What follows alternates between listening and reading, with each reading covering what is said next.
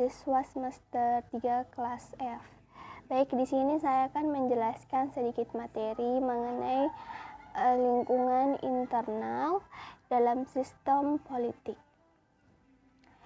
Jadi, lingkungan internal dalam sistem politik merujuk pada lingkungan fisik, sosial, dan ekonomi domestik yang ada di dalam negara, yang menjadi sumber devisa bagi negara dalam membiayai struktur politik. Menurut Gabriel Almond, lingkungan internal sistem politik mencakup beberapa aspek seperti yang pertama yaitu lingkungan fisik, kondisi geografis, sumber daya alam, dan infrastruktur politik yang mempengaruhi strategi politik dan kebijakan pemerintah.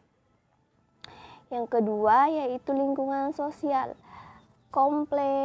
kompleksitas sosial, budaya, dan kebutuhan masyarakat dan mempengaruhi kebijakan politik dan struktur sosial.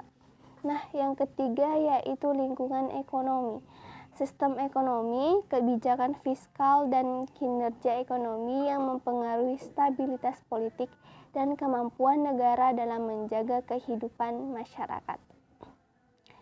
Adapun beberapa penjelasan dari ketiga aspek tersebut. Yang pertama yaitu lingkungan fisik. Dalam konteks ini, sistem politik mencakup segala aspek fisik yang mempengaruhi proses politik dan kebijakan di suatu negara atau pemerintahan. Ini mencakup struktur fisik pemerintahan, lokasi institusi politik, serta hubungan antara elemen-elemen fisik tersebut dengan proses pengambilan keputusan politik. Nah, struktur fisik pemerintahan melibatkan pembagian ruang kerja antar departemen atau badan pemerintah, desain bangunan pemerintahan, dan lokasi kantor-kantor utama. Desain yang efisien dapat mendukung kolaborasi antar lembaga dan memfasilitasi aksesibilitas, sementara lokasi fisik juga dapat mencerminkan kebijakan regional dan strategis tertentu. Selain itu, infrastruktur seperti gedung parlemen, kantor eksekutif, dan pusat administratif juga memainkan peran penting dalam menentukan dinamika politik. Faktor geografis dan topografis seperti letak geografis suatu negara atau kota dapat memengaruhi aksesibilitas dan distribusi sumber daya.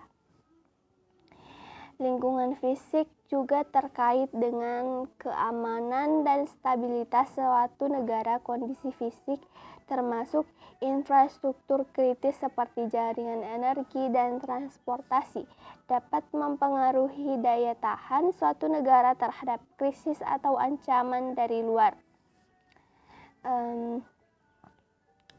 Yang kedua yaitu lingkungan sosial. Dalam konteks lingkungan internal, sistem politik mencakup dinamika interaksi dan hubungan antara berbagai kelompok sosial yang ada dalam suatu masyarakat. Ini mencakup elemen-elemen seperti keberagaman etnis, agama, kelas sosial, gender, dan nilai-nilai budaya yang mempengaruhi proses politik dan kebijakan di suatu negara. Dalam lingkungan sosial, keberagaman etnis dan budaya menciptakan tantangan dan peluang dalam pembentukan kebijakan.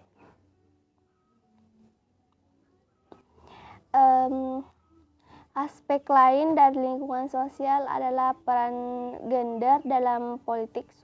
Upaya untuk mencapai kesetaraan gender di semua tingkatan pemerintahan menjadi penting untuk memastikan partisipasi penuh perempuan dalam proses pengambilan keputusan. Langkah-langkah afirmatif dan dukungan terhadap perempuan dalam politik membantu mengatasi ketidakseimbangan representasi yang seringkali terjadi.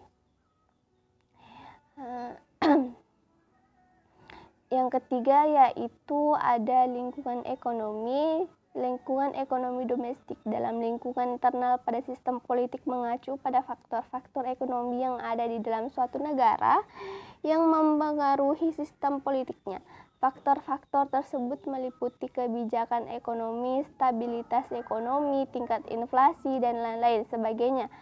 Lingkungan ekonomi domestik dapat mempengaruhi stabilitas politik suatu negara, kesejahteraan masyarakat, dan keberhasilan kebijakan pemerintah. Oleh karena itu, analisis lingkungan ekonomi domestik dalam lingkungan internal pada sistem politik penting untuk memahami kekuatan dan kelemahan suatu negara dalam menghadapi tantangan ekonomi dan merumuskan kebijakan yang tepat.